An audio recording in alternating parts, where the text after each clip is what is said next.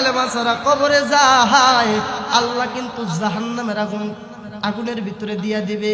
আর জাহান্নামের আগুন এত ভয়ানক, তাম পৃথিবীর জমিনের ভিতরে এক ফুটা আগুন যদি আল্লাহ দুনিয়ার জমিনে পালাইতো, পুরাটা জমিন পুইরা দুনিয়া পুইরা সরকার হয়ে যাইতো। মা গো, তুমি যদি আলকমাকে মাফ না করো, এই আলকমা কিন্তু এইরকম জাহান্নামে চলে যাবে। বলেন তো দেখি বাবা, মার কাছে শত অপরাধ করার পরেও সন্তান অপরাধী নাকি নিরপরাধী? নিরপরাধী।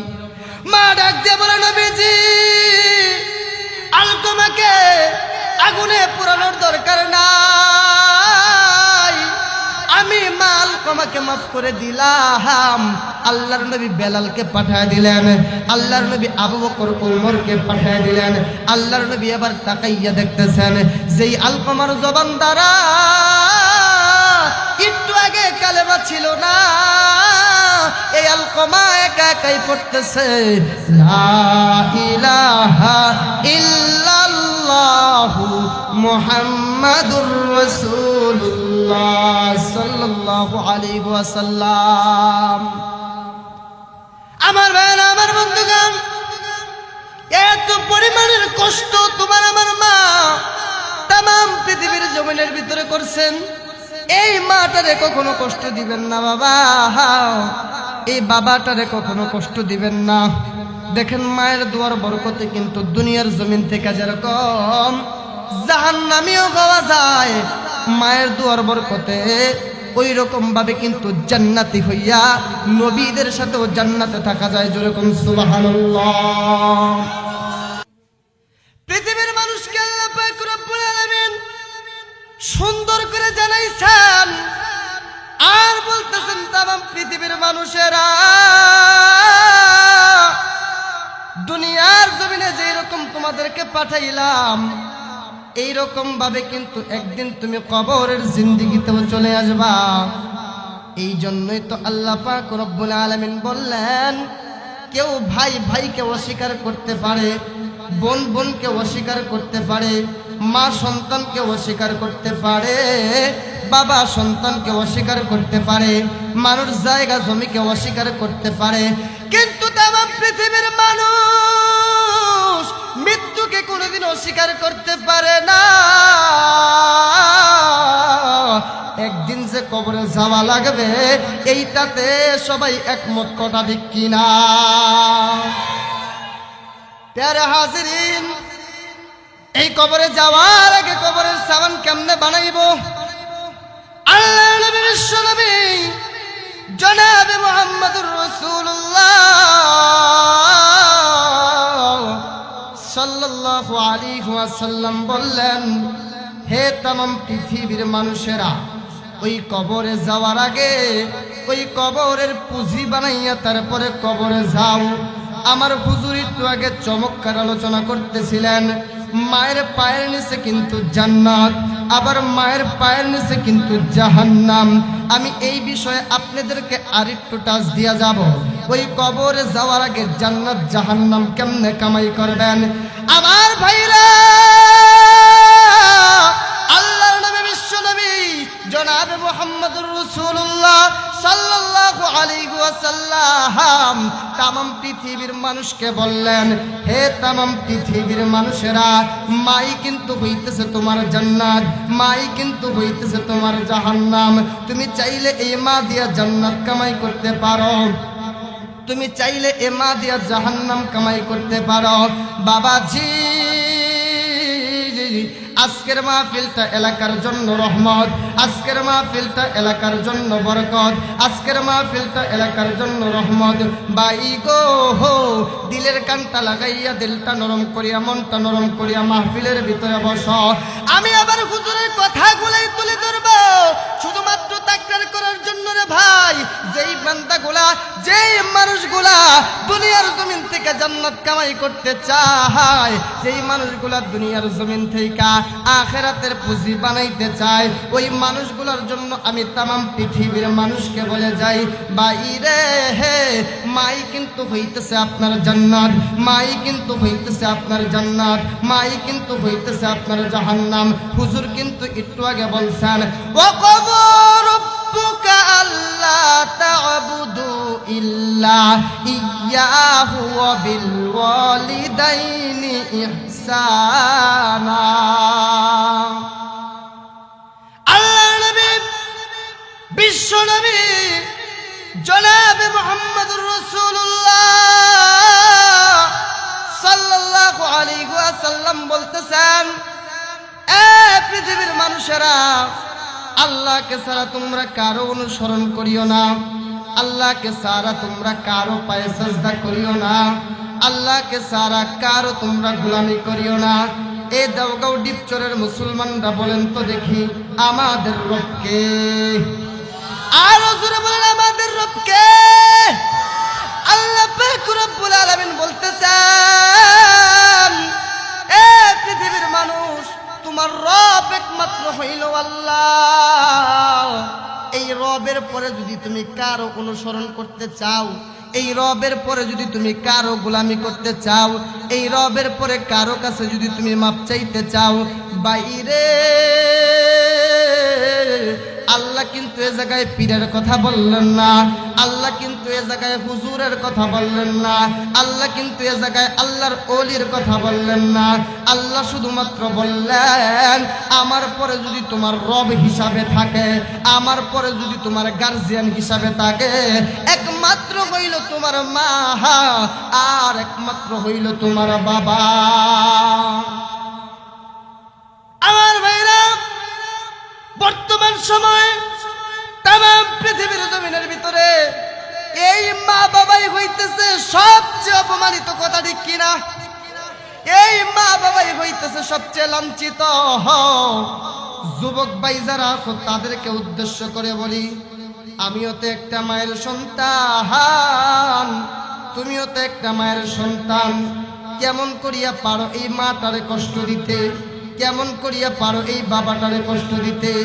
আমি তো কোরআনের ভাষায় বললাম, আল্লাহ তো বলছেন মা বাবাকে তোমরা অনুসরণ করবা, মা বাবাকে তোমরা ধমক মেরে কথা বলবা না, মা বাবাকে কখনো কষ্ট দিবে না। আল্লাহর নবী কি বলছে একটু শুনাইয়া যাই। আল্লাহর নবী কি বলছে?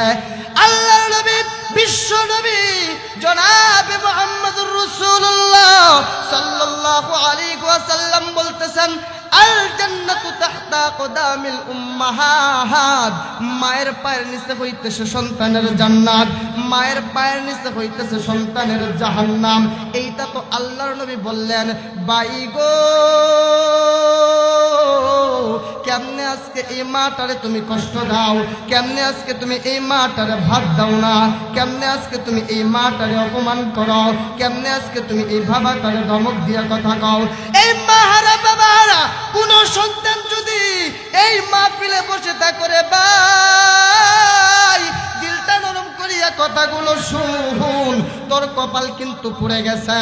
যদি মাটারে কষ্ট দিয়া তা করে বন্ধু, তোমার মতো পুরা কপাল কারো নাই।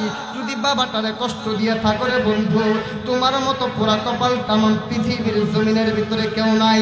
আল্লাহর নবী, বিশ্ব নবী জনাবে মুহাম্মদুর রাসূলুল্লাহ সাল্লাল্লাহু আলাইহি ওয়াসাল্লাম বলেন, হুমা জান্নাতুকা হুমা নারুকা। মাই হইতেছে তোমার জান্নাত, মাই হইতেছে তোমার জাহান্নাম। চাইলে এই মা দিয়া তুমি জান্নাত কামাই করতে পারো, চাইলে তুমি এই মা দিয়া জাহান্নাম কামাই করতে পারো যুবক। কিন্তু একটু দিলটা নরম কইরা শুন, কোন মাটারে তুমি কষ্ট দাও, কোন মাটারে তুমি কষ্ট দাও। তোমার ঘরে আজকে ভাতের অভাব নাই, কিন্তু তোমার মার জন্য এক ফুটো ভাত তোমার ঘরে হয় না। এ যুবক, আল্লাহর নবী সাহাবী খলিফাতুল মুসলিমিন আমিরুল মুমিনিন হযরতে উমর ফারুক রাদিয়াল্লাহু তাআলা আনহু হইতে হাদিস বর্ণিত। কিরসা কাহিনী না বাজান, হাদিস থেকে বলতেছি, কোরআন থেকে বলতেছি রে বাজান। আল্লাহর নবীর সামনে সাহাবীটা বসা। উমর রাদিয়াল্লাহু তাআলা আনহু বর্ণনা করেন, আল্লাহর নবীর সামনে সাহাবী বসা, ইন্টিমেট টাইমে সাহাবীটা ডাক দিয়া বলতেছে, নবী গো, ইয়া রাসূলুল্লাহ, ইয়া হাবিবাল্লাহ, আমি তো যুদ্ধের ময়দানে যেতে চাই, আমি তো যুদ্ধের ভিতরে শামিল হইতে চাই। ইয়া রাসূলুল্লাহ, আপনি আমাকে যুদ্ধের ভিতরে নিয়ে যান। আল্লাহর নবী ডাক দিয়া বললেন, সাহাবী রে, ঘরের ভিতরে তোমার মা আসেনি? ওই সাহাবীটা ডাক দিয়া বলে, নবী গো, ঘরের ভিতরে আবার মা আছে। আল্লাহর নবী ডাক দিয়া বললেন, তাহলে তোমাকে যুদ্ধের ভিতরে যাওয়ার দরকার নাই, তাহলে তোমাকে জিহাদের ময়দানে যাওয়ার দরকার নাই। সাহাবী রে, তুমি দৌড় মেরে যাও, দৌড় মেরে যাও, যাইয়া তোমার মা বাবার খেদমত করো। আমি নবী বলি দিলাম, যুদ্ধে যাওয়ার চাইতেও তুমি এর চাইতেও বেশি নাকি অর্জন করবা। জোরে কই সুবহানাল্লাহ। দেওগ্রামের মুসলমান গভীর খেয়াল করে শুনো রে ভাই, আল্লাহর নবীর সামনে সাহাবীটা ডাক দিয়ে বলতেছে, নবী গো, আমি কার খেদমত বেশি করব? আল্লাহর নবী প্রথম বললেন তোমার মার। এবার সাহাবীটা বলতেছে, তারপরে কার খেদমত বেশি করব? আল্লাহর নবী বললেন, তারপরে তোমার মার। আবার সাহাবীটা বলতেছে, কার খেদমত বেশি করব? আল্লাহর নবী আবার বললেন, তোমার মার। এবার চতুর্থবার বলতেছে, আমি কার খেদমতটা বেশি করব? আল্লাহর নবী বললেন চতুর্থবার, তোমার বাবার। বাজান দিলটা নরম করিয়া বসেন। এক ফুটে চোখের পানি আজকের এই ময়দানে যদি ফলাইতে পারো, তোমার জন্য এই মাহফিলটা কামিয়াব। আর যদি না ফলাইতে পারো, তোমার কপালটা কিন্তু পুড়ে গেছে রে বাবা। আল্লাহর নবী তো বলেন, আল্লাহর নবী তো বলেন রে ভাই, মান আরফা নাফসাহু ফাকাদ আরফা রাব্বাহু। যে নিজের চিনল সে যেন আমি আল্লাহকে চিনল, যে নিজের চিনল সে যেন আমি আল্লাহকে পাইল।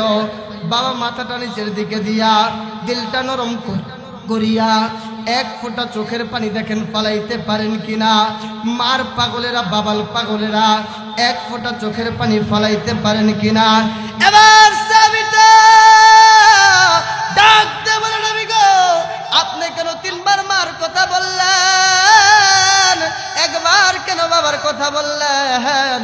আল্লাহর নবী ডাক দিয়ে বলে, সাহাবী রে, তিনটা কষ্ট মা যেই জায়গার ভিতরে করে, তামাম পৃথিবীর জমিনের ভিতরে এই তিনটা কষ্ট কেউ কোনোদিন করবে না।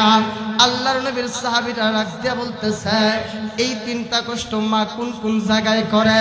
আল্লাহর নবীর চোখ দিয়ে ঝর্ণার মতো পানি চলে আসতেছে।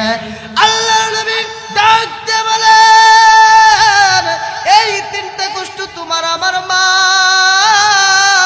যেই তিন জায়গায় করে রে ভাই, ওই তিন জায়গার কথাটা শুনাইয়া যাই।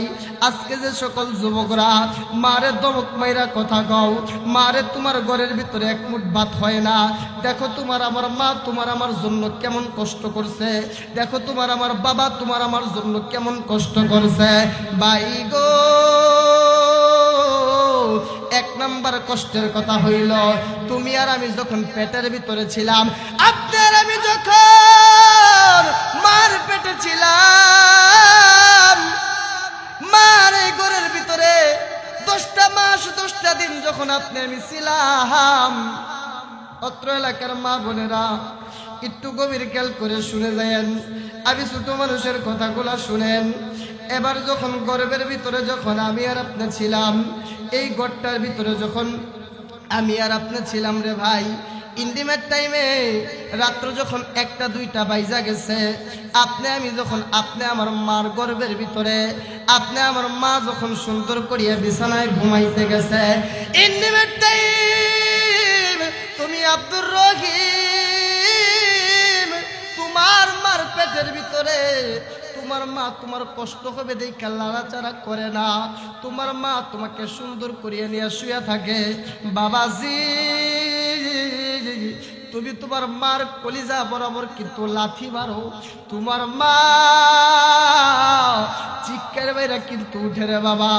এই কষ্টটা তামাম পৃথিবীর কেউ কিন্তু কোনোদিন অনুভব করতে পারবে না। দ্বিতীয় নাম্বার কথা, এ নাই নাই নাই, আজকের এই মলাজারির জমিনে মার কোনো পাগল নাই কিরে বাবা। এক ফোঁটা চোখের পানি মার জন্য ফালাইবি, জমিনের ভিতরে সাক্ষী কইরা যাবি। দ্বিতীয় নাম্বার ঘটনাটা হইল রে বাবা, তুমি আমি যখন যেই দিন দুনিয়ার জমিনের ভিতরে প্রসব করব, তুমি আমি যেই দিন দুনিয়ার জমিনের ভিতরে আসব, 10টা মাস 10টা দিন যখন হয়ে যায়, তোমার আমার মা কালার কাছে যায়, ফুপুর কাছে যায়, পাশের বাড়ি নানির কাছে যায়, দাদির কাছে যায়, পাগলের মতো দৌড়ায়। তুমি আব্দুল্লাহ দুনিয়াতে আসবা, তুমি রিফাত দুনিয়াতে আসবা, তুমি জাফর দুনিয়াতে আসবা, তুমি জুয়েল দুনিয়াতে আসবা, কিন্তু তোমার আমার মা দৌড়ায় রে ভাই, দৌড়ায় তাম পৃথিবীতে। ওই সময় তোমার আমার মা যেই কষ্টটা করে, আল্লাহর নবী বলেন ওই কষ্টটা কোনো মানুষ কিন্তু অনুভব করতে পারে না। তৃতীয় নাম্বার কথাটা হইল, তোমার আমার মা যখন তোমাকে নিয়ে খাইতে বসে, তোমার বয়স হইতেছে মাত্র 2 বছর বা 1 বছর, তোমার মা আমার মা তোমাকে আমাকে নিয়ে যখন খাইতে বইছে, ইন্টিমেট টাইমে তোমার মামার সামনে, তোমার দাদার সামনে, তোমার ভাই সামনে, তোমার বোন সামনে, তুমি সন্তানকে নিয়ে যখন কোলে বইছে, ইন্টিমেট টাইমে তুমি কিন্তু তোমার মার কুলের ভিতরে প্রস্রাব করিয়া দাও, তুমি কিন্তু তোমার মার কুলের ভিতরে পায়খানা করিয়া দাও। তোমার আমার মা ওই সময় কিন্তু তোমাকে আমাকে ধাক্কা মেরে ফালায়া দেয় না। তোমার ভাই নাক চিৎকায় ঘৃণা করে, তোমার বোন ঘৃণা করে রে ভাই, তোমার মা কোনোদিন কিন্তু ঘৃণা করে না।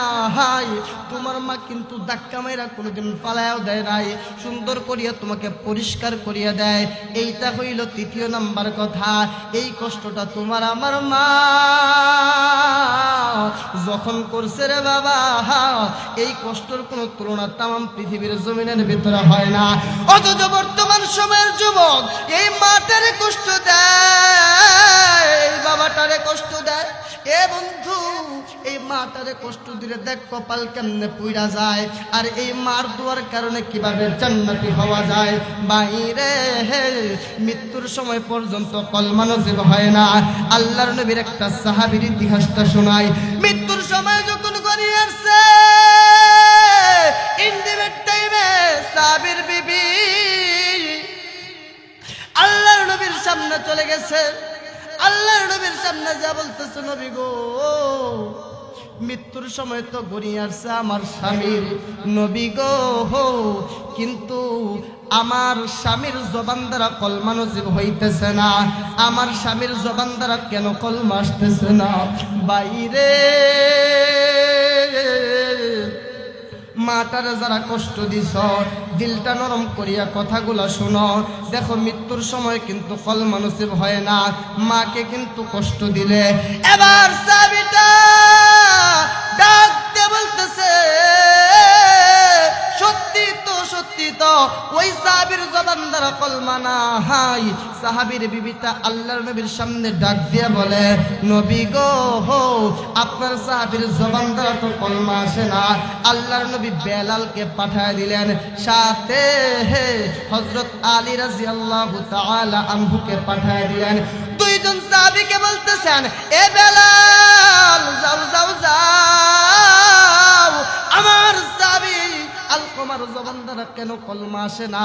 বেলাল রাদিয়াল্লাহু তাআলা আনহু আলকমার কাছে যখন বসলেন, আলকমার কাছে বসার পরে আলকমাকে ডাক দিয়া বলতেছেন, আলকমা, তুমি পড়ো লা ইলাহা ইল্লাল্লাহ মুহাম্মাদুর রাসূলুল্লাহ সাল্লাল্লাহু আলাইহি ওয়াসাল্লাম।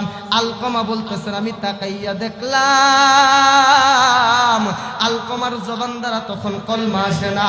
আল্লাহর নবীর নিকট তলকিন চলে গেল, আল্লাহর নবীর নিকট চিঠি চলে গেল, ওগো পয়গম্বর, আপনার আদরের অতি অতি প্রাণপ্রিয় সাহাবী আলকমার জবান দ্বারা তো কলমা আসে না, আলকমার জবান দ্বারা তো কালেমা নসিব হয় না।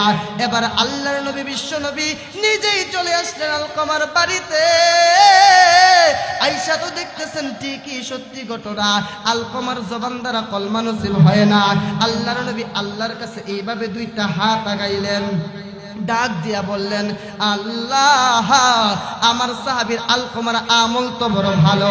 আলকমা তো নামাজ কাজা করে নাই, আলকমা তো রোজা কাজা করে নাই, আলকমা তো আমার মোহাব্বত নিয়ে কবরে যাবে।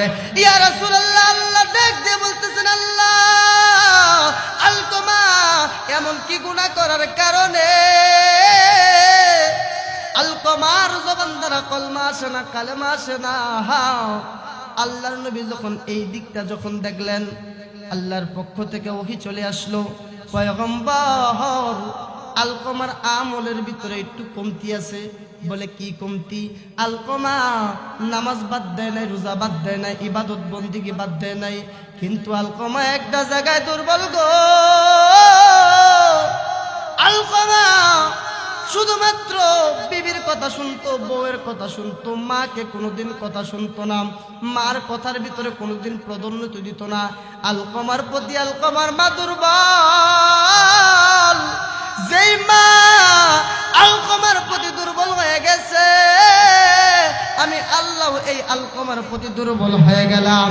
আল্লাহর নবী তো তাকাইয়া দেখতেছেন, আলকমা মৃত্যুর সময় কালেমা ছাড়া কবরে যাবে, কালেমা ছাড়া তার মৃত্যু হয়ে যাবে।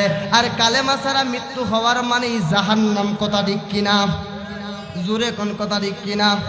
আমার ভাইরা, এবার আলকমা এমন অবস্থা যখন হয়ে গেছে,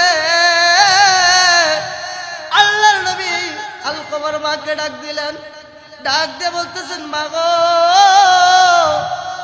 আপনার সন্তান আমার স্বামী আলকমার জবান দ্বারা কেন কলমা আসে না?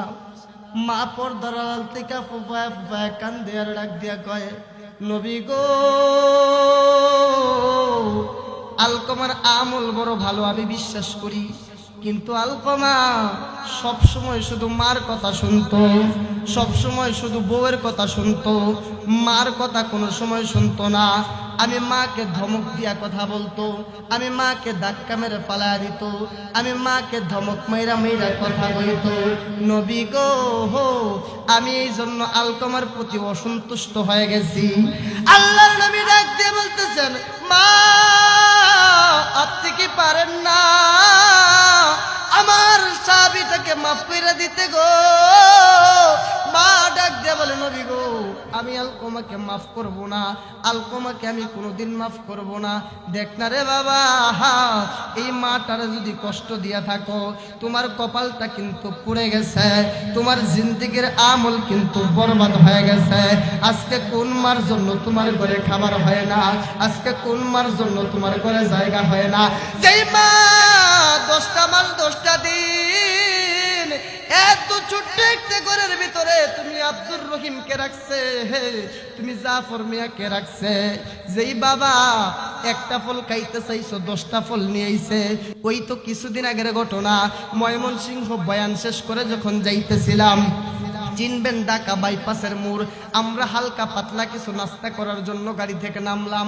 ইন্ডিমের টাইমে তাকাইয়া দেখলাম একটা মুরব্বী বাবাজি রিক্সা চালক, মুরব্বী বাবাজি রিক্সা চালায়। তাকাইয়া দেখলাম আমরা যখন চা বিস্কিট খাইতেছিলাম রে ভাই, ওই মুরব্বী বাবাজিটা একটা রুটি নিল। দোকানদার বলতেছে, চা দিব নাকি? বলে, না, চা দেওয়ার দরকার নাই। এক গ্লাস পানির ভিতরে ওই রুটিটা ভিজাইয়া বাবা কিন্তু খাইতাছে। আমি আব্দুল্লাহ জিজ্ঞেস করলাম, বাবা, দুপুরের সময় কেন আপনি রুটি খাচ্ছেন গো বাবা? একবার বলার পর, দুইবার বলার পর, তিনবার বলার পরেও কোনো উত্তর দেয় না। চতুর্থবার হাতটা ধরে বললাম, বাবা গো, উত্তরটা না দিলে কিন্তু মনে কোনো শান্তি পাচ্ছি না। ইন্ডিমের টাইমে ওই রিক্সা চালকটা ডাক দেয়া বলে, হুজুর গো, এখন যদি দুপুর টাইম খানা খাইতে যাই 100 থেকে 150 টাকা খরচা হয়ে যাবে। হুজুর, এই 20 টাকার রুটি খাইয়া আমি যদি এই 150 টাকাটাকে বাজাইতে পারি আমার সন্তানের পরীক্ষার বিষটা দিতে পারবো। এত পরিমাণের কষ্ট তোমার আমার বাবা করে রে ভাই, এমন কষ্ট তোমার মা করছে। আজকে এই বাবার জন্য এই মার জন্য ঘরের ভিতরে সন্তানের জায়গা হয় না, বৃদ্ধাশ্রমে দিয়ে আসে। বাইরে যদি পারস পা দুইটা সামনে আগায় দে, আমি ছোট মানুষ, পা দুইটা বলে যাবো আজকে থেকে বাবাটারে কষ্ট দিসটা, আজকে থেকে মাটারে কষ্ট দিসটা। দেখ আলকমার জবান দ্বারা মৃত্যুর সময় কালেমা আসে নাই এই মাকে কষ্ট দেওয়ার কারণে। ইন্ডিমের টাইমে আলকমা যখন কালেমা আলকমার জবান দ্বারা আসে না, আল্লাহর নবী মাকে ডাক দিয়ে বলে মাগো তুমি আলকমাকে মাফ করো। মা বলে নবীজি আমি আলকমাকে মাফ করবো না, আমি আলকমাকে মাফ করতে পারবো না। আল্লাহর নবী ডাক দিয়া বললেন মাগো তুমি যদি আলকমাকে না মাফ করো আলকমা কিন্তু কালেমা ছাড়া কবরে যাবে, তোমার সন্তানটা কিন্তু জাহান্নামী হয়ে যাবে। এবার আলকমার মা শুধুমাত্র ফুফায়া ফুফায়া কাঁদতেছে। বাজান রে ইন্টিমেট টাইম দেখে মার মনটা নরম হয় না, কেমন কষ্ট দিছে দেখেন। ইন্টিমেট টাইমে আল্লাহর নবী দেখেন আলকমা কালেমা ছাড়া কবরে চলে যাবে গো। আল্লাহর নবী সাহাবায়ে কেরামকে ডাক দিয়ে বললেন সাহাবীরা তাড়াতাড়ি কাঠ জোড়া করো, লাকড়ি জোড়া করো, খড়ি জোড়া করো। সাহাবীরা বলে কেন গো? আল্লাহর নবী বললেন আমি আলকমাকে দুনিয়ার জমিনে পুরাইয়া দেব, যেই আলকমা জাহান্নামে চলে যাবে এই আলকমাকে দুনিয়ার জমিনে পুরাইয়া দে। এবার আল্লাহর নবী বিশ্ব নবী বলার পরে সাহাবায়ে কেরাম কাঠ খড়ি লাকড়িগুলাকে যখন জোড়া করতেছেন, একসাথ করতেছেন, বাজান গো দেখেন এক ফোঁটা চোখের পানি পড়ে কিনা। এবার যখন কাঠ খড়িগুলাকে যখন একসাথ করতেছেন, আল্লাহর নবী যখন এইভাবে বললেন আলকমাকে শুমাইয়া দাও, আলকমাকে আগুনের ভিতরে পুরায় দেব, যে আলকমা জাহান্নামে চলে যাবে এই আলকমাকে দুনিয়ার জমিনের ভিতরে আগুনে পুরাইয়া দেই। ইন্টিমেট টাইমে আলকমার মা পর্দার আড়াল থেকে বলে বাবাজি, আলকমার মা ইন্টিমেট টাইম পর্দার আড়াল থেকে বলে নবী গো আপনি আমার আলকমাকে কেন আগুনে পুরাইবেন? আল্লাহর নবী ডাক দিয়ে বলেন মা এই আগুন তো দুনিয়ার সামান্যতম আগুন, আর আলকমা যদি কালেমা ছাড়া কবরে যায় আল্লাহ কিন্তু জাহান্নামের আগুনের ভিতরে দিয়া দিবে। আর জাহান্নামের আগুন এত ভয়ানক, তাম পৃথিবীর জমিনের ভিতরে এক ফুটা আগুন যদি আল্লাহ দুনিয়ার জমিনে পালাইতো পুরাটা জমিন পুইরা দুনিয়া পুইরা সরকার হয়ে যাইতো। মা গো তুমি যদি আলকমাকে মাফ না করো এই আলকমা কিন্তু এইরকম জাহান্নামে চলে যাবে। বলেন তো দেখি বাবা, মার কাছে শত অপরাধ করার পরেও সন্তান অপরাধী নাকি নিরপরাধী? নিরপরাধী। মা ডাক দিয়ে বলে নবীজি আলকমাকে আগুনে পোড়ানোর দরকার নাই, আমি মা আলকমাকে মাফ করে দিলাম। আল্লাহর নবী বেলালকে পাঠিয়ে দিলেন, আল্লাহর নবী আবু বকর উমরকে পাঠিয়ে দিলেন। আল্লাহর নবী এবার তাকাইয়া দেখতেছেন যেই আলকমার জবান দ্বারা একটু আগে কালেমা ছিল না এই আলকমা একা একাই পড়তেছে লা ইলাহা ইল্লাল্লাহু মুহাম্মাদুর রাসূলুল্লাহ সাল্লাল্লাহু আলাইহি ওয়াসাল্লাম। আমার ভাইরা, আমার বন্ধুগণ, এত পরিমাণের কষ্ট তোমার আমার মা তাম পৃথিবীর জমিনের ভিতরে করছেন। এই মাটারে কখনো কষ্ট দিবেন না বাবা, এই বাবাটারে কখনো কষ্ট দিবেন না। দেখেন মায়ের দোয়ার বরকতে কিন্তু দুনিয়ার জমিন থেকে যেরকম জাহান্নামীও পাওয়া যায়, মায়ের দোয়ার বরকতে ওই রকম ভাবে কিন্তু জান্নাতি হইয়া নবীদের সাথেও জান্নাতে থাকা যায়। যেরকম সুবহানাল্লাহ।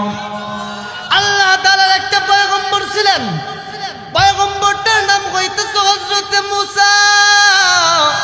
আল্লাহর নবী পয়গম্বর হযরত মুসা। মুসা ছিলেন কালিমুল্লাহ। কালিমুল্লাহ শব্দের অর্থ হইতেছে যিনি কথা বলতে পারে। কালিমুল্লাহ ছিলেন পয়গম্বরে মুসা। মুসা নবীর কথা বলার শক্তি ছিল আল্লাহ তাআলার সাথে। তুর পাহাড় যাইয়া আল্লাহর সাথে কথা বলতেন আর ডাক দিয়ে বলতেন, আল্লাহ গো হো, আমি তো মুসা নবী, আর মুসা নবী তো অন্যরকম নবী ছিলেন। আপনারা কিন্তু জানেন বাজানো এই ঘটনাটা, তবু আমি তাকরার করার জন্য বলছি। এবার আল্লাহর নবী পয়গম্বরে মুসা আল্লাহর কাছে ডাক দিয়ে বলেন, আল্লাহ আপনি তো আমাকে জান্নাতে দিবেন, কিন্তু এই জান্নাতের ভিতর আমি কার সাথে থাকবো? আল্লাহর নবী পয়গম্বরে মুসা বলার পর আল্লাহ পাক রব্বুল আলামিন ডাক দিয়ে বলেন, মুসা রে, তুমি জান্নাতের ভিতরে একটা কসাইয়ের সাথে থাকবা। কার সাথে থাকবা? যেরকম কার সাথে? কসাই চিনেননি? চিনেন চিনেন চিনেন। কি করে? গরু জব করে। কিতা করে? আরে কথা বলেন না কে বাবা? কি করে? কথা গরু জব করে, ঠিক না? ফুলবাড়িয়াতে আছে কিছু কষাই আছে, দেখবেন কি মানে অন্যরকম, বুঝছেন? ফুলবাড়িয়াতে আছে। আমি একদিন কি করছি, আমার আম্মা বলছে যে বাবা একটু গুস্ত নিয়ে এসো বাজার থেকে। যেহেতু আমরা দুইজন অল্প মানুষ, বাড়িতে কেউ নাই, তো সুতরাং আমি কি করছি, বলছি যে বাজারে 1 কেজি গুস্ত দেন ভালো দেখা। আমি যেহেতু অল্প গুস্ত খেতেছি একটু ভালোটা দিয়েন। তা আমি বলছি বাজান এই হাড্ডি বাড্ডি দিয়েন না। আমার কসাইদের হাতে কিন্তু একটা জাদু আছে, দেখবেন। এখন আমি আনছি, আমার মায়ে কইতেছে কি, কয় চোখ কি বন্ধ করে বাজারে গেছো নাকি বাজার? আমি কে? কয় গুস্ত কয় কুটি, হাড্ডি কয় কুটি। আমি কয় হায় লাগে 50 টাকা বাড়ায় দিতে, আমি এই কাম করলেন কে? হ্যাঁ, এরকম একটা জাদু আছে না কসাইয়ের হাতের ভিতরে? আল্লাহ তাআলা এই থেকে আমাদেরকে হেফাজত করুক। জোরে কোন আমিন, আরো জোরে কোন আমিন। আবার এই কসাইটা আল্লাহর নবী, ওই কসাইটা এমন কসাই না, দুনিয়ার যেমন তেমন কসাই না গো বাবা। এই কসাইটা দেখেন কেমন কসাই। মার দুয়ার বরকতে নবীর সাথে জান্নাতে। কার সাথে জান্নাতে? মার দুয়ার বরকতে জামানার নবী পয়গম্বর মুসার সাথে জান্নাতে খুশির সংবাদ শোনায়া যায়। আল্লাহর নবী পয়গম্বরে মুসা আল্লাহর কাছে ডাক দেয়া বলে, আল্লাহ আপনি তো আমাকে জান্নাতে দিবেন, আমি তো জান্নাতি হব। আল্লাহ গো হো, এই জান্নাতের ভিতর আমি কার সাথে থাকবো? আল্লাহ তাআলা ডাক দিয়া বললেন, মুসা রে, এই জান্নাতের ভিতরে তুমি একটা কসাইয়ের সাথে থাকবা। আল্লাহ তাআলা বলার পর আল্লাহর নবী পয়গম্বর মুসা ডাক দিয়া বলেন, আল্লাহ এই কসাইয়ের সাথে আমি থাকবো, এটা কেমন কসাই আমাকে একটু দেখাইয়া দেন। আল্লাহ পাক রব্বুল আলামিন ডাক দিয়া বলে, মুসা অমুক বাজারের ভিতরে অমুক এলাকায় এই কসাইয়ের বাড়িটা তুমি যাইয়া খোঁজ নিয়ে দেখো, এই কসাই কেমন কসাই। এটা কিন্তু দুনিয়ার যেমন তেমন কসাই না। আল্লাহর নবী পয়গম্বরে মুসা এবার যখন ওই কসাইয়ের বাড়িতে চলে যায়, এবার যখন ওই কসাইয়ের কাছে চলে যায়, দূর থেকে পয়গম্বর মুসা কসাইকে দেখতেছেন। বাজান এই দিক সেই দিক মনটা নষ্ট করিয়েন না, দিলের কানটা লাগাইয়া বয়ানটা শুনে যান। আমি অল্প সময়ের ভিতরে বাজান বয়ান শেষ করে চলে যাব। বাবাজি আমাকে পাবেন নাকি আমি আর জানি না, তাই বলতেছে দিলের কানটা লাগাইয়া শুনেন। ও ত্রলেকের মা, তোমরা শুনো গো, তোমরাও শুনো। মায়ের দুয়ার বরকতে কসাই কিন্তু নবীর সাথে জান্নাতে থাকে। মা গো হো, আজকে তুমি কেন পর্দানিশী হবা না? আজকে তুমি কেন মার কাছ থেকে দোয়া নিবা না? আজকে তুমি কেন মার কাছ থেকে দোয়া নিবা না? একটা যুবকও দাঁড়াইস না ময়দানের ভিতরে ব, যুবক তোরা ময়দানের ভিতরে ব। এ যুবক ভাই, একটু পরে দেখবি এই দেওগাঁও মরাজানির জমিনটা কান্নায় মানুষগুলো হতবাক হয়ে গেছে। আমার ভাইরা, আমার বন্ধুগণ, এবার পয়গম্বরে মুসা ওই কসাই লোকটাকে যখন দূর থেকে দেখতেছেন, দেখেন সারাটা দিন গুস্তগুলো সুন্দর করিয়া ভালো করিয়া বিক্রি করতেছে। গুস্ত যখন বিক্রি করা শেষ হয়ে গেছে, ইন্টিমেট টাইমে পয়গম্বরে মুসা কসাই ভাইকে ডাক দিয়ে বলে, কসাই ভাই আমি আপনার বাড়ির মেহমান হতে চাই। আবার কসাইটা ডাক দিয়ে বলতেছেন, তাহলে আপনি আমার সাথে চলুন। ওই টাইম তো মোবাইল ছিল না, ফেসবুক ছিল না, ইন্টারনেট ছিল না। জামানার নবী পয়গম্বরে মুসার নাম শুনলেও কিন্তু পয়গম্বর মুসাকে কেউ দেখে নাই, অধিকাংশ মানুষ দেখে নাই। এবার কসাই বলতেছেন, ওগো পথিক ভাই, আপনি আমার বাড়ির যেহেতু মেহমান হতে চান, তাহলে আপনি আমার সাথে বাড়িতে চলুন। ইন্টিমেট টাইমে পয়গম্বর মুসার সাথে যখন ওই কসাইটা যখন যাইতেছেন, এবার পয়গম্বর মুসা বলেন, আমি নজর করে তাকায় দেখি ঘরের ভিতরে কাপড় নষ্ট করে একটা মহিলা, যে মহিলাটার কাপড়ে প্রস্রাব লাগা পায়খানা লাগানো। আমি তাকাইয়া দেখলাম পয়গম্বরে মুসা বলতেছেন কসাইটার কথা। আমি তাকাইয়া দেখি এবার ওই কসাই লোকটা অল্প একটু গোস্ত একসাথে রাইখা তার মাকে সুন্দর করিয়া গোসল করাইয়া, তার মাকে সুন্দর করিয়া জামা পরাইয়া, এবার পয়গম্বরে মুসা বলেন, আমি তাকাইয়া দেখলাম তার মাকে সুন্দর কইরা গোসল করাইয়া, সুন্দর করিয়া ভালো একটা কাপড় পরাইয়া, ওই জায়গাটুকু পরিষ্কার কইরা, ওই গোস্তটুকু পাক কইরা তার মার সামনে যখন সুন্দর করিয়া ছোট ছোট লঙ্কা বানাইয়া যখন খাবার খাওয়াই দিতেছে, তার মা যেন ফিস ফিস ফিস ফিস কি যেন দোয়া করতেছে। এবার আল্লাহর নবী পয়গম্বরে মুসা ডাকতে বলতেছেন, আল্লাহ এই কসাইটা এমন কেন করতেছে, এই কসাইটা এমন কেন করতেছে। এবার আল্লাহর নবী পয়গম্বরে মুসার কাছে যখন কসাইটা আসলো, এবার আল্লাহর নবী পয়গম্বরে মুসা কসাইটাকে ডাক দিয়া বলেন, কসাই ভাই, কে ওই ঘরের ভিতরে ওই মহিলাটাকে কাপড় নষ্ট করো মহিলাটাকে। এবার কসাইটা বলতেছেন, বা হুজুর গো, এই কসাই বলতেছেন, হুজুর গো এই মহিলাটার কেউ না, এই মহিলাটা হইল আমার জনম দুঃখিনী মা। হুজুর গো এই মহিলাটা আমার জনম দুঃখিনী মা, আমার মা হইতেছে অসুস্থ, আমার মাকে এইভাবে আমি খেদমত করতে থাকি। এবার আল্লাহর নবী পয়গম্বরে মুসা ডাক দিয়া বলতেছেন, কসাই ভাই, তোমার মাকে যখন তুমি খাবার খাওয়াইতেছিলা, ইন্টিমেট টাইমে আমি তাকাইয়া দেখলাম তোমার মা তোমার জন্য কি যেন দোয়া করতেছে। এবার আল্লাহর নবী পয়গম্বর মুসা বলার পর কসাইটা ডাক দিয়া বলে, হুজুর আমি আমার মাকে যখন প্রতিদিন এইভাবে খানা খাওয়াই, আমার মা ছোট্ট একটা হাত উঠাইয়া, দুইটা হাত উঠাইয়া আল্লাহর কাছে দোয়া করে আর ডাক দিয়ে বলে, আল্লাহ আমার সন্তানের তামাম পৃথিবীর জমিনের ভিতরে কেউ নাই, একমাত্র আমি মা ছাড়া, আর তুমি আল্লাহ ছাড়া। আল্লাহ গো আমার সন্তানের জন্য আমি কোনো কিছু করতে পারলাম না, আমি মা হইয়া দোয়া করলাম, আল্লাহ আমার সন্তানটাকে তুমি জামানার নবী পয়গম্বর মুসার সাথে রাইখো। মুসা নবী কিন্তু সামনে বসে রয়েছে বাবা, মুসা নবীকে কিন্তু কসাই চিনে না। কসাই বলতেছে, হুজুর আপনি বলেন তো দেখি, মুসা নবীরে বলতেছে, হুজুর আপনি বলেন তো দেখি কোথায় জামানার নবী পয়গম্বরে মুসা, আর কোথায় আমি গুনাহগার কসাই, এই দোয়া কোনদিন কবুল হবে নাকি? পয়গম্বরে মুসা চোখের পানি পালাইয়া বলে, কসাই রে,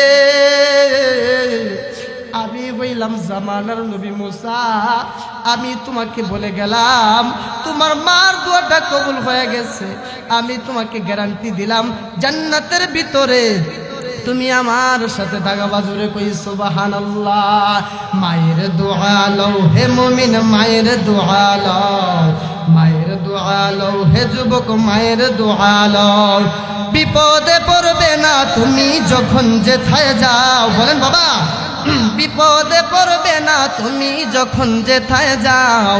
মায়ের দোয়া লও হে যুবক, মায়ের দোয়া লও, মায়ের দোয়া লও হে যুবক, মায়ের দোয়া লও। একটি গ্লাস ওই পানির ফলে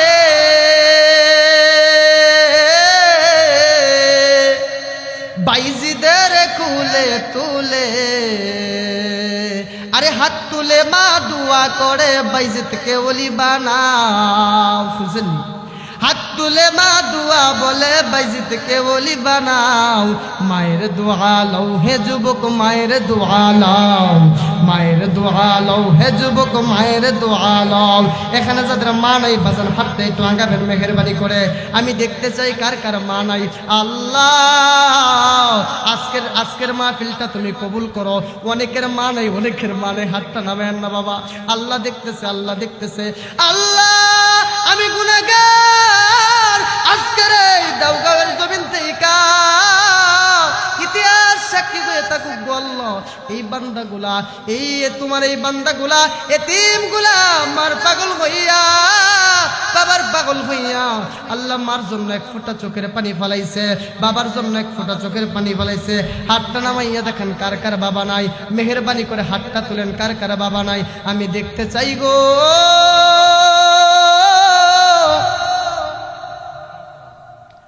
আমি দেখতে চাই কার কার বাবা নাই।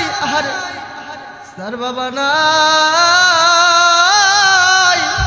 তার মতো ভাবে পৃথিবীর জমিনের ভিতরে কেউ নাই। হাত নামান দেখি কার কার বাবা আছে, দেখি কার কার বাবা আছে। আমার ভাইরা, আমি 25-10 মিনিটের ভিতরে বয়ান শেষ করে চলে যাব। আজকের এই ময়দান থেকে ইতিহাস সাক্ষী করবে কোন যুবকটা এই ময়দানের ভিতরে বাবাটারে জড়ায় ধরে একটু কানবি। আমি দেখবো রে ভাই, এই বাবা তোমার জন্য কেমন কষ্ট করছে, এই মা তোমার জন্য কেমন কষ্ট করছে। একটা যুবককে আমি আজকের এই ময়দানে দেখতে চাই, বাবার জন্য এক ফোঁটা চোখের পানি ফালাইবা। একটা যুবককে আমি দেখতে চাই। নাই কিরে ভাই তোর যুবক ভাই, ময়দানে কি কারো কোনো বাবা নাই? একটু বাবা থাকলে বাবাটারে জড়ায় ধর, এক ফোঁটা চোখের পানি আজকের এই ফুলবাড়িয়ার জমিনে ফালা। আমার আল্লাহ আজকের দোয়াটা কিন্তু কবুল করিয়া নেবে। বাবাজি আমি কিন্তু মার কথা বলে গেলাম, আমি কিন্তু বাবার কথা বলে গেলাম। ভাই গো, এই মাটারে কোনো সময় কষ্ট দিয়েন না, এই মাটারে কোনো সময় আঘাত দিয়েন না, এই বাবাটারে কোনো সময় কষ্ট দিয়েন না, এই বাবাটারে কোনো সময় আঘাত দিয়েন না। আমার বন্ধুরে, এই মা যাদের দুনিয়ার জমিনে নাই, তার মতো পুরা কপাল তাম পৃথিবীর জমিনের ভিতরে কারো নাই। বাবাজি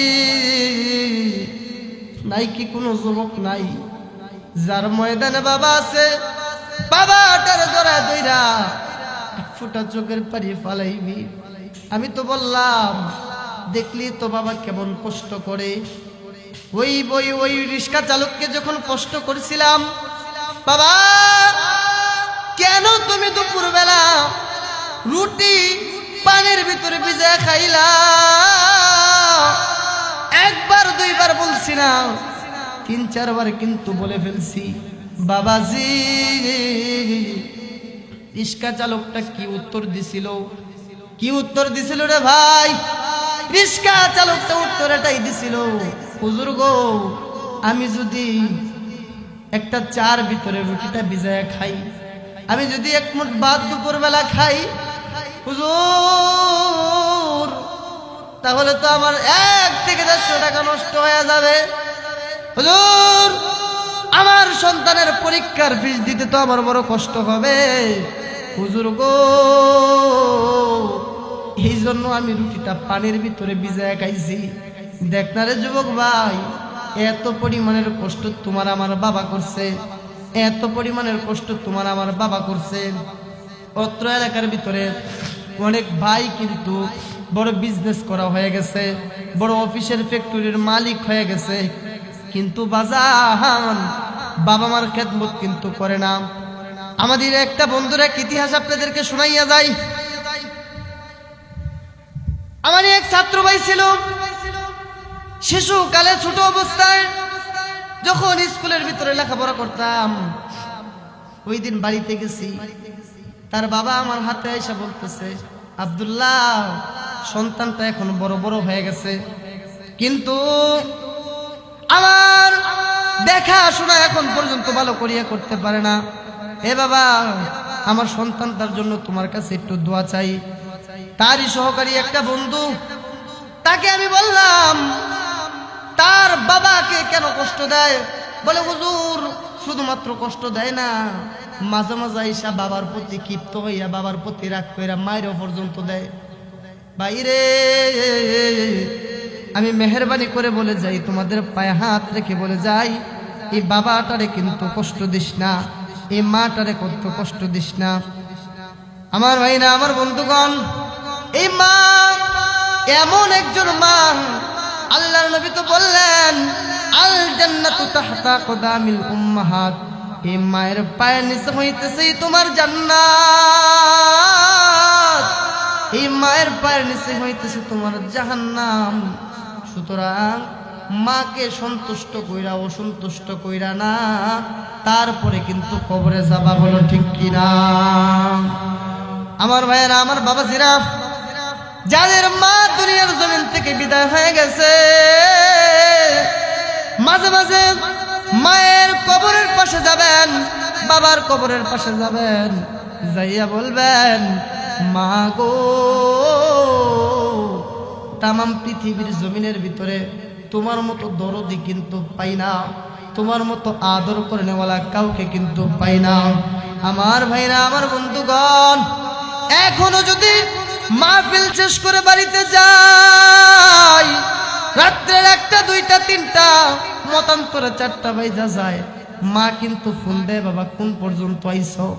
এই মাটারে যেদিন হারাইব, কেউ কি কোনোদিন ফোন দিয়া বলবো না, কিরে বাবা কোন পর্যন্ত আইছো?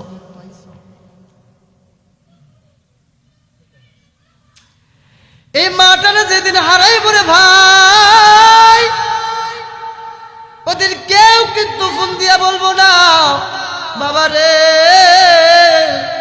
কই কই আছো? আপনাদের এই মাহফিলে আসার আগে মা ফোন দিয়া বলছে, বাবা রে, যাচ্ছ নিজের এলাকায়, যাচ্ছ যে এলাকায় 6-7 বছর ছিলা, অনেকের সাথে দেখা হবে, অনেকের সাথে মোলাকাত হবে, জানি না রাত্রে বাড়িতে আসতে পারবা কিনা। বাবা, শরীরে কিন্তু ঠান্ডা লাগায় না, তোমার কিন্তু জ্বর কালকে আমি দেখছি। ভাই গো, এই মাটা, এই বাবাটা যদি চলিয়া যায়, কোনোদিন কেউ বলবো নাকি?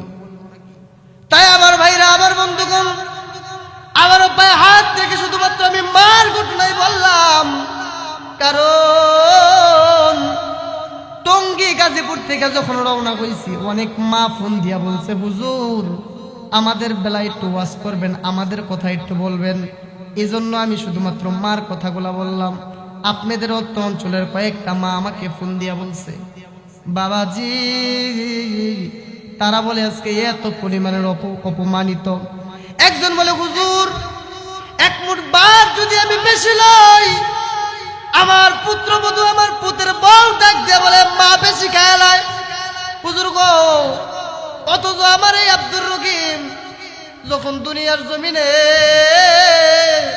ছোট ছিল, তার বাবা কষ্ট করতো, একজন মহিলা কারগুজারি শুনাইতেছে আপনাদের এলাকার, তার মা যখন, তার বাবা যখন কাজ করত, আমি মা, ঘরের ভিতরে এত পরিমাণের খাবার ছিল না হুজুর, আমি মা শুধুমাত্র বাবার জন্য আর সন্তানের জন্য খাবার রাখতাম। আমার আব্দুর রহিম আমাকে প্রশ্ন করে বলতো, মা গো, ও মা, তুমি খাইছো নি? মা, তুমি খাবার খাইছো নি? আমি আব্দুর রহমানকে পিঠে হাত লাগায় বলতাম, বাবা রে, তুমি খাও, আমার জন্য খাবার আছে, আমি পরে খাবো। হুজুর গো, বাবা সকালে খাইয়া খেতে চলে গেছে, সন্তানের জন্য দুপুরের জন্য ভাত, আবার বিকালের জন্য ভাত, এত পরিমাণের কষ্ট করিয়া ছেলেটারে বড় করছি। হুজুর এখন অনেক বড় একটা পরিমাণের টাকার মালিক, এক মুঠ ভাত যদি আমি মা বেশি লই, তখন আমার পুত্রবধূটা আবার দমক মাইরা কথা কয়, আমি বলে বেশি খাই। পত্র এলাকার মা, এমন অবস্থায় কিছু মা আছে, আমি ওই যুবকদেরকে বলবো, তোদের কপালের ভিতরে তোরা লিখে রাখ, আজকে থেকে কাগজ কলমে লিখে রাখ, তোদের মতো পুরা কপাল পৃথিবীর জমিনের ভিতরে কেউ নাই। আল্লাহ তো বললেন, হুমা জান্নাতুকা হুমা নারুকা, মাই হইতেছে তোমার জান্নাত, মাই হইতেছে তোমার জাহান্নাম। এই মা দিয়া চাইলে জান্নাত কামাই করতে পারো, আবার তুমি যদি চাও এই মা দিয়া জাহান্নাম কামাই করতে পারো। এজন্যই তো বলেন, জান্নাতের চাবি আমার মা, ও মা গো, জান্নাতের চাবি আমার মা। বলতাম না, বেহেশতের চাবি আমার মা, ও মা গো, জান্নাতের চাবি আমার মা। এই মা যার বেঁচে নাই তার মতো দুঃখী নাই, এই মা যার বেঁচে নাই তার মতো দুঃখী নাই, খালা ফুফু মায়ের মতো না, ও না গো, জান্নাতের চাবি আমার মা। বলেন, জান্নাতের চাবি আমার মা, ও মা গো, জান্নাতের চাবি আমার মা। সন্তানের বেহেশত যার যার মায়ের পায়ের নিচে, ঠিক কিনা? জোরে গান। আজকেই কি জানিস তার নামটা মনে থাকে না, দেওগাঁওয়ের মানুষদেরকে একটু শোনায়া যান, যারা মাদেরকে কষ্ট দাও, বাবাদেরকে কষ্ট দাও, পরিষ্কার ভাষায় বলছি। সন্তানের বেহেশত যার যার মায়ের পায়ের নিচে, কথা ঠিক কিনা? মা জননী যাহার প্রতি সন্তুষ্ট আছে, সবার আগে মায়ের দোয়া কবুল করে দয়ার আল্লাহ, সবার আগে মায়ের দোয়া কবুল করে দয়ার আল্লাহ। মায়ের দোয়া বিফলে যায় না, ও না গো, জান্নাতের চাবি আমার মা। বলেন, জান্নাতের চাবি আমার মা, ও মা গো, জান্নাতের চাবি আমার মা, জান্নাতের চাবি আমার মা, ও মা গো, জান্নাতের চাবি আমার মা। এই মাটারে কষ্ট দিবেন তো? কষ্ট দেওয়ার পক্ষে কি হাতে টান তো নাই? বাবাটারে আজকে থেকে মনে থাকবে তো?